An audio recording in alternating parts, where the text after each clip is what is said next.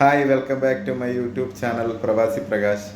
അപ്പോൾ ഇന്നത്തെ വിഷയം, ഇപ്പോൾ നാട്ടിൽ നമ്മളെ കേരളത്തിൽ തന്നെ പല സ്ഥലത്തും പല കൊലപാതകങ്ങൾ, അടിപിടി എല്ലാം നടക്കുന്നുണ്ട്. അപ്പോൾ അതെല്ലാം നമ്മൾ ഓരോരുത്തരെ മൊബൈലിലെടുത്തതും അതൊക്കെ ആയിട്ടാണ് നമ്മൾ കാണുന്നതല്ലേ, റീൽസായിട്ടും അതും ഇതും.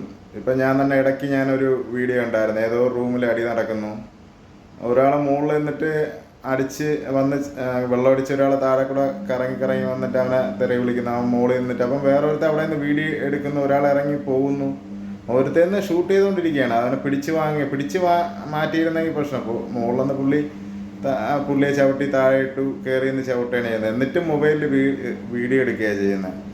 എന്ത് മനുഷ്യരാണല്ലേ, എന്ത് മനുഷ്യരാണ്.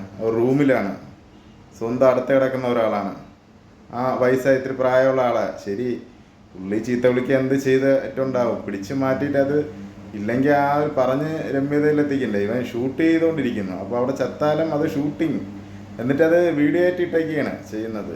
ഇതുപോലെയാണ് ഇപ്പോൾ കൊല്ലത്ത് നടന്ന കണ്ടില്ലേ, ഇത്രയും ആൾക്കാരൊരു ഗാനമേളയും ഒക്കെ നടന്ന് എത്ര ആൾക്കാർ അവിടെ ഇരിപ്പുണ്ടായിരിക്കും. ഒരു പാവപ്പെട്ട ഒരു വൃദ്ധനെ അടിച്ചിട്ട് സ്റ്റേജിൽ ഇരിക്കുന്ന ആൾക്കാർ പോലും അനങ്ങുന്നില്ല. അപ്പോൾ അത് വേറൊരു പാവപ്പെട്ട ഒരാൾ, ആക്രി പറക്കുന്ന ഒരാളെന്നാണ് പറയുന്നത്. അത് അടിച്ചിട്ട് അവർക്ക് മുന്നോട്ട് വന്ന് ചോദിക്കുകയോ ഒന്നും ചെയ്യുന്നില്ല. അവിടെ ഇരിക്കുന്ന ആണുങ്ങൾ ഒത്തിരി പേരുണ്ട്, അവർക്ക് കൂട്ടത്തോടെ വന്നൊന്ന് ചോദിച്ചുകൂടെ, അവനെ അടിക്കണ്ട, പോലീസ് പിടിച്ചു കൊടുത്താലും മതിയല്ലോ. എന്നിട്ട് പോലീസിനും കേസ് എടുക്കില്ല, അത് സാധാരണക്കാരല്ലേ, അത് കേസ് കൊടുക്കാറില്ലെന്നൊക്കെയാണ് പറയുന്നത്. പിന്നെ അത് കേസ് എടുത്തെന്നുള്ള രീതിയിൽ അറിഞ്ഞു. അല്ല, ഞാൻ പറയുന്ന ആരെയും ഇപ്പം പോലീസിനെ കുറ്റപ്പെടുത്തുക ഒന്നുമല്ല, അവർക്കും കേസ് കൊടുത്താൽ മാത്രമേ ചിലപ്പോൾ എടുക്കാൻ പറ്റത്തുള്ളൂ. അവിടെ ഇരിക്കുന്ന ആൾക്കാർക്കൊന്ന് മുന്നോട്ട് പോയി ചോദിക്കുകയോ കാര്യങ്ങളൊക്കെ ചെയ്യാമല്ലോ. അതിനും വീഡിയോ എടുക്കാനും ഒക്കെ എല്ലായിടത്തും.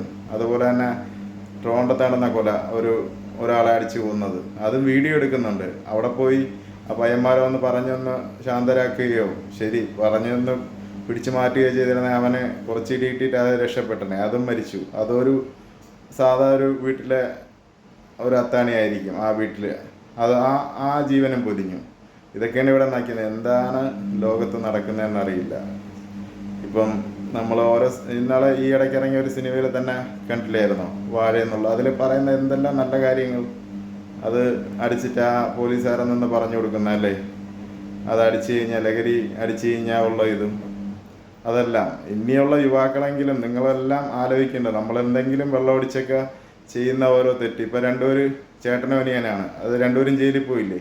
പിറ്റേന്ന് അവർക്കൊരു എന്താണ്, ആ കെട്ടെല്ലാം ഇറങ്ങിയപ്പോൾ അവർ ചെയ്ത തെറ്റ് അവർക്ക് മനസ്സിൽ കാണും. എന്തായി, ഇപ്പം ജയിലിൽ പോയോ, അവൻ മരിച്ച അവൻ്റെ കുടുംബത്തിനും ഇല്ല, ഇവരെ കുടുംബത്തിനും ഇല്ല.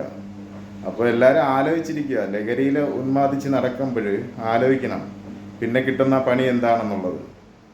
കൂട്ടുകെട്ടും കാര്യങ്ങളും എല്ലാം കാണും. നമുക്ക് വെള്ളമടിച്ച് ബോധം കിടമ്പോൾ പലതും ചെയ്യണമെന്ന് തോന്നും കേട്ടോ. വീഡിയോ പിടിക്കുന്നതിന് പകരം അവരെ ഒന്ന് പിടിച്ച് മാറ്റാനെങ്കിലും നോക്കുക.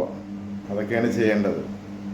ഞാനിത് കണ്ടപ്പം ഒരു വീഡിയോ ചെയ്യണമെന്ന് തോന്നി, അതാണ് കേട്ടോ. എല്ലാവർക്കും വീഡിയോ ഇഷ്ടമായി കഴിഞ്ഞാൽ ഷെയർ ചെയ്യുക, ലൈക്ക് ചെയ്യുക, കമൻറ്റ് ചെയ്യുക. Thank you for watching.